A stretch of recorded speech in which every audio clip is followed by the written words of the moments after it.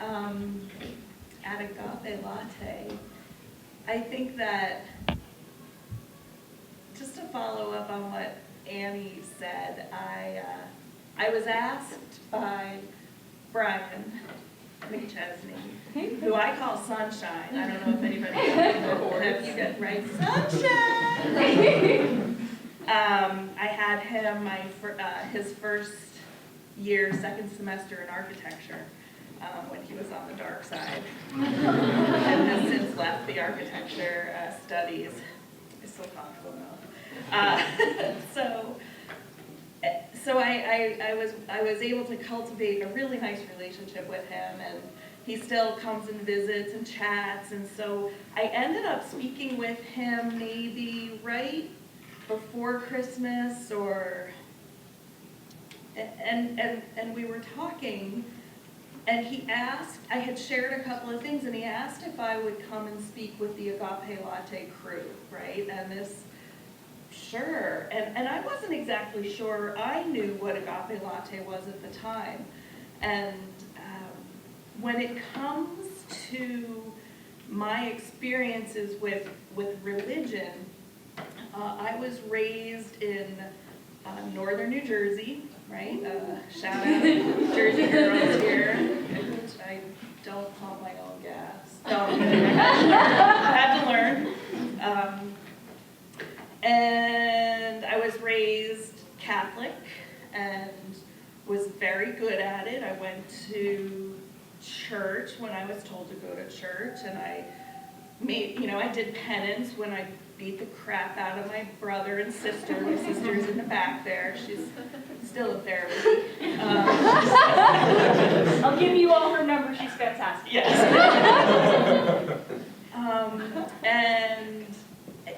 And so I had this really wonderful childhood of of growing in a community, and I have a wonderfully supportive and truly dysfunctional family, right, Kim?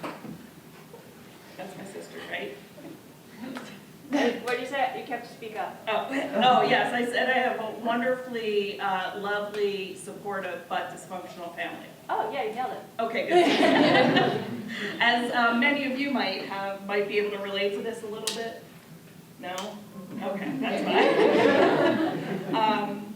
But through all of that, that's just the start of my talk, right? So that's how I'm sitting here today. But I want to fill in the gap of how I'm here and what my ideologies are, and how my beliefs have kind of ebbed and flowed and morphed into who I am today and why I'm sitting here and chatting with everybody. So for example, through my childhood in northeast New Jersey, a little town called Hillsdale, I was very involved in sports. And this was a really wonderful thing for me because it taught me teamwork. It taught me how I could trust other people and rely on other people. And these are life skills that I've really taken to heart. And I think that there's some of my students here who know that this is also a lot of how I teach, right? I think that these are important things to know as you move forward in life. It isn't just in your profession or in your major, but these are skills that are going to help you as you move forward. And at the age of 13, I had tried out, it was 8th grade basketball. I had tried out for basketball, and I had a coach, I was cut from the team, right? You're 13, what do? You freak out. Oh my gosh, this is terrible. And I knew I was fairly talented, a decent athlete, and my mom, I got in the car, and my mom said, did you make the team? No, I didn't make the team. And she said, why not? And I'm like, I don't know, I guess I'm not good enough. And she's like, well, go back in and ask. Crap. So I went back in. And at 13, the coach was very pointedly said to me that, you're right, you do not have any athletic ability, and that's why you didn't make the team. And I was like, well, okay, this guy that I look up to as a coach said I don't have any athletic ability, so I must not have any athletic ability. Jeez Louise. Well, I got to high school the next year, and they had just started this sport in high school called soccer. Relatively new back then. And they needed a keeper. And I had played softball, so they were like, Kate, we need a keeper. Come on. All you have to do is stand in this box right here. When the ball comes to you, pick it up. Just like kick it or throw it to your teammates. I'm like, I can do this, that's fine. There's nothing else to do, right? So I decided to do this, and it was a lot of fun. It was amazing, right? I loved it. In one of the games, it turns out that my teammates, the keepers, somebody was sick, then somebody got injured, and I'm sorry, not the keepers, but on the field. So somebody got sick, somebody got injured, so they were like, Kate, you have to go out on the field and run around, and I was like, that stinks. That's like a lot of effort. I watch you guys do that, that stinks. So I got out on the field, and I scored 3 goals. And I was like, this is even better, right? That started a lifelong passion for soccer, right? I loved it. And I started late in life. I started softball a lot earlier. I was so lucky that I ended up playing softball and soccer in college. And I was invited to the combine for the '96 Olympics for softball. I tried out. I was crazy, showed up, and I was like, wow, I really do suck. Because these girls were incredible. Like, I was good. They were amazing, right? They were just crazy good. And it was humbling, but amazing to be even invited to something like that. Soccer, like I said, I was good at soccer, softball a lot better, but soccer was really my passion. And I'm not a natural runner, you know, and I can talk myself out of doing that in a heartbeat, right? So, but I stuck with it, and I loved it, and I played ball in college. I ended up being invited to join a women's professional league in Japan. So I played briefly in Japan for the J League. And then I moved to Colorado, and I played on 2 women's teams there when the W League was a part of the development of women's soccer. And now it's even more amazing. But before I get there, I just wanted to let you know that all of that sounds amazing, doesn't it? Like, wow, Kate, that's pretty cool. Oh, and I'm kind of smart too. I studied architecture and did pretty well there. Let me throw that in as a caveat. And, you know, so it's yeah, right? Shout out. I like it. But one of the things that I want to let you know is that this picture can be painted in a way like you guys are like, wow, that's super cool. Like you're already like, yeah, that's pretty cool. All right. But throughout my young life, I struggled a lot. I had a lot of dark times. I struggled with, with different types of mental illnesses, and I really had to figure things out and realize what was important in my life. I succumbed to, when I talked about a chat room of ideologies, influences, outside of influences, things that culturally influence who we are, is sometimes so hard to battle and daily. I mean, as a woman, as a young girl, I dealt with being pretty, right? Being accepted by who I thought might be cool, or Was I indeed smart enough? Was I doing enough? And so there was always a little voice in my head saying, no, no, no, you need to do more. No, no, no, how can you? Kate, did you study enough? Kate, did you run enough? Kate, are you, do you look good enough? So like even all of the, did you say the right thing? Did you not say the right thing? So there was always this voice. And I'm not saying that voice isn't still there. It's quieted a little bit when she gets a little loud. I do have voices in my head, by the way. I am admitting this on camera. But that's where my chats come in also, right? I have these really, sometimes very short, abrupt chats, and sometimes I listen and I speak back to that little voice that's in there. And I think that what I had to do was learn how to do that in a very healthy manner. So instead of physically reacting to a lot of these things that were shaping my life, I was able to start to trust myself and understand how to heal, right, daily. And I'm not saying that it's like a one and done kind of heal. For example,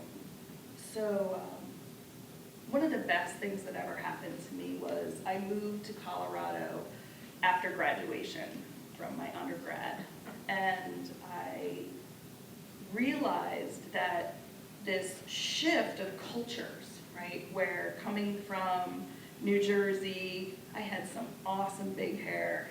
Like there were holes between my sister and I, the hole in the ozone layer because of all of the like hairspray we used. I mean, I'm sure there's like a label on that somewhere in the stratosphere. And Aquanet, so wrong. But it was us and the rest of New Jersey, and a good part of New York. Connecticut, definitely Long Island. So sorry for all the sunbirds today. But like all of a sudden, a lot of what you had to wear and a lot of what you had to look like when I moved to Colorado became do you guys want to go on a hike? Do you guys want to go, do you want to play soccer? I learned how to play ice hockey out there too, right? So all of a sudden, a lot of these all-consuming thoughts about what am I going to look like? What am I going to do? Are they going to accept me? Was people that were aligned with similar interests that I allowed into my life, right? I started to allow this to happen where a lot of times I pushed people away, like, I don't know if I would be cool enough to be seen with that person, and I started to trust myself.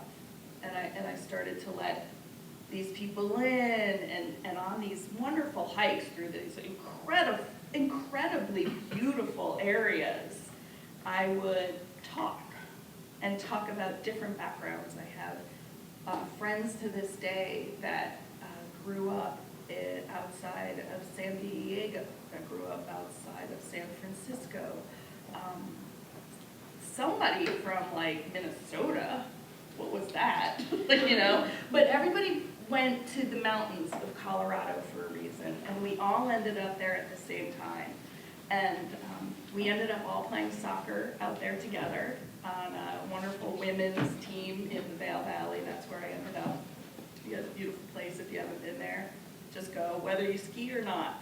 It's amazing. I went out for the winter to ski, figured I would come back east, get a job in an architecture firm. I remember, my boyfriend at the time and my sister were like, you spent so much time on your degree.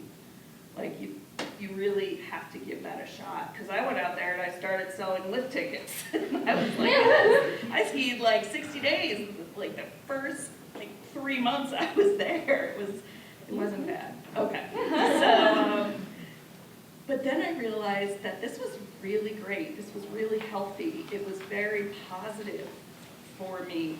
And those voices started, the language started changing. And all of these things that I had been hearing before were, let's call Capers to see if she wants to take the dogs on a hike, right?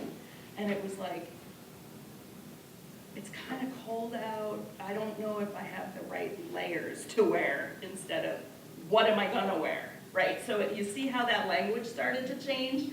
And I didn't realize that right away. I certainly didn't realize that right away. So as that moved forward and I said, you know, I still have those friendships today, I was still battling with things. It doesn't mean that things haven't changed.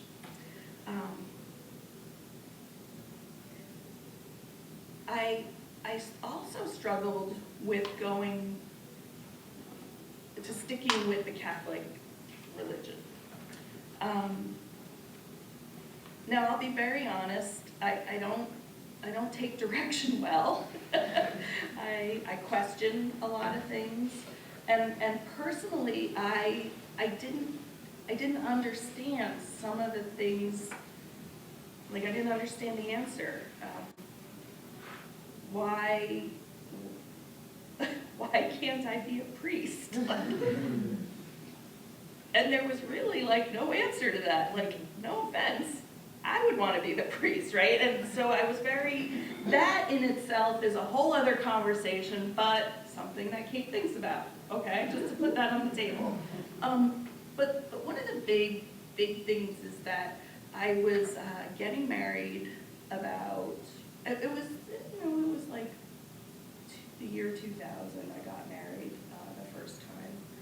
And I wanted to get married outside, right? How lovely. And found this beautiful area, but I wasn't allowed to get married outside because I was being married in the Catholic Church. And I kept asking, but isn't God outside? Well, kinda. You have to get married in the church. No. Did you not hear my question? Right. So there were these. I was battling with things, and it's not that I was giving up on my faith.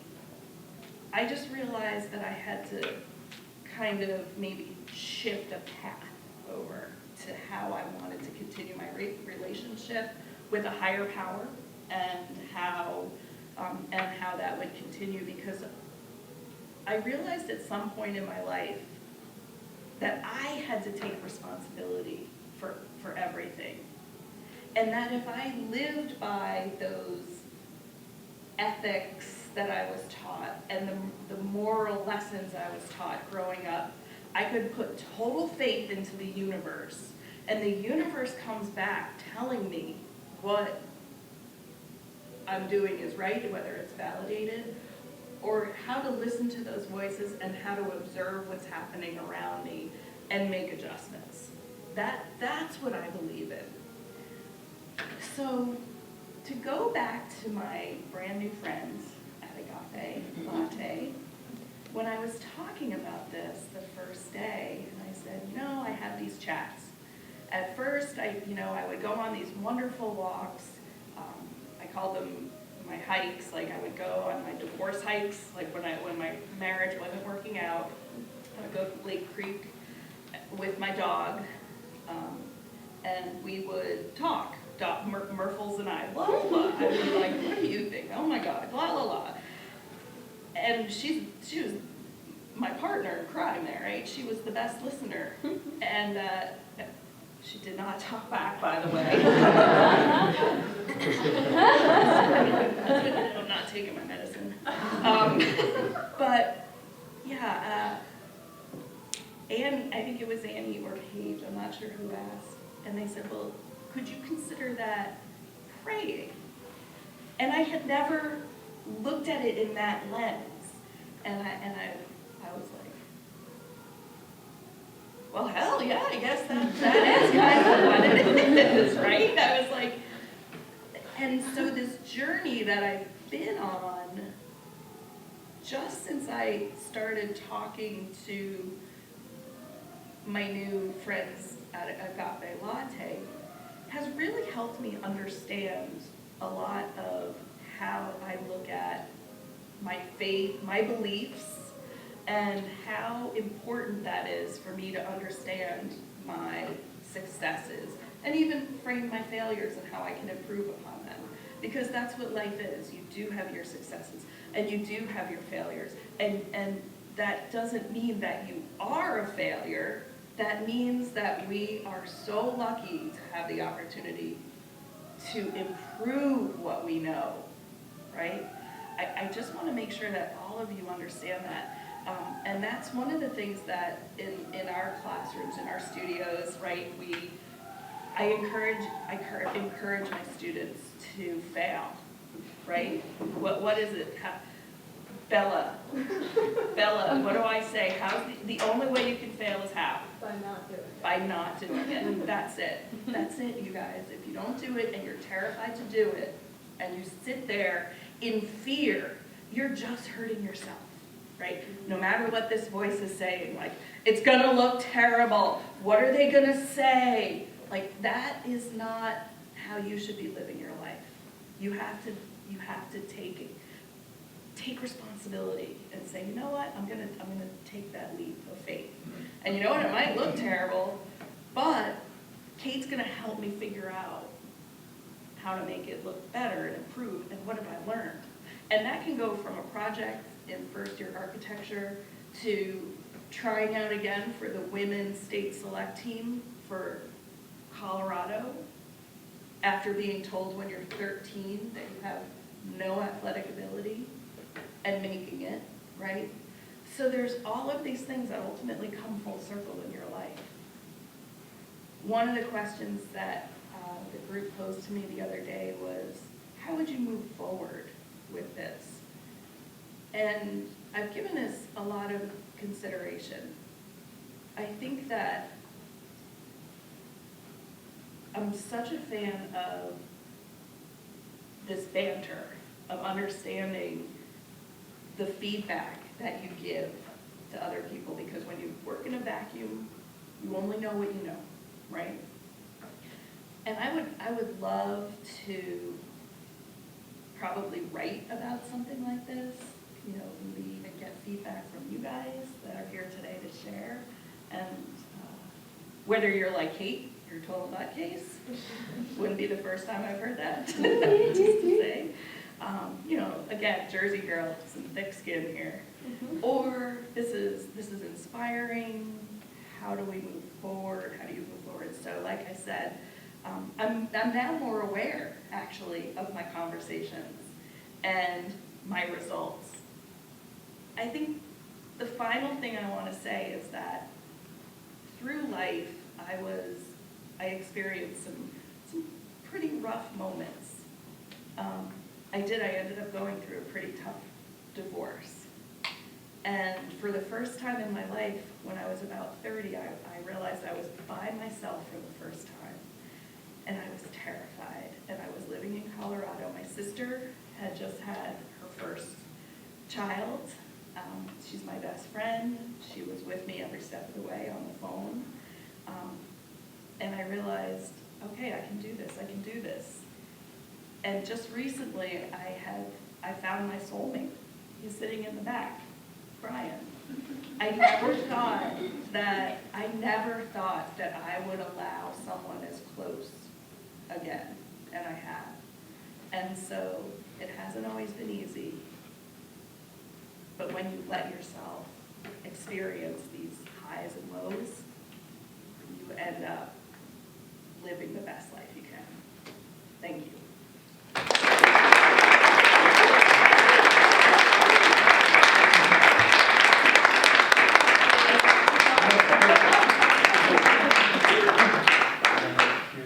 This is the only reason I did it.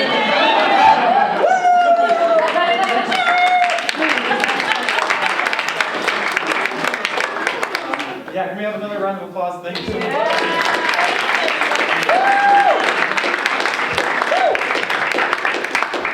So at this point, does anyone have any questions for Kate that you want to ask in front of the group? If not, we'll be lingering around, but just to give this. Come on, you guys. If not, that's okay. So now you know what my voices are saying? Kate, what the hell did you say? What did you do to them? Did you put them to sleep? Okay, so she'll be around to chat a little bit if you want to talk individually. There's also plenty of more donuts and coffee and hot chocolate and water. So And you guys, there's cupcakes back there. They're chocolate with more chocolate, right? You add chocolate. But remember, on top there's peanut butter frosting. So if you have the peanut issue or the nut issue, please do not go anywhere near those. We would like to see you at school this week. And best of luck going into your mid-reviews, midterms, and have a blast over spring break. yes. Spring break 2020!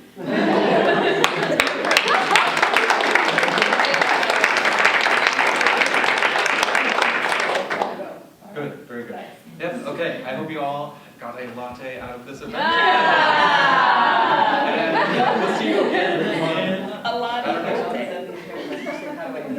Okay, I'll sit down.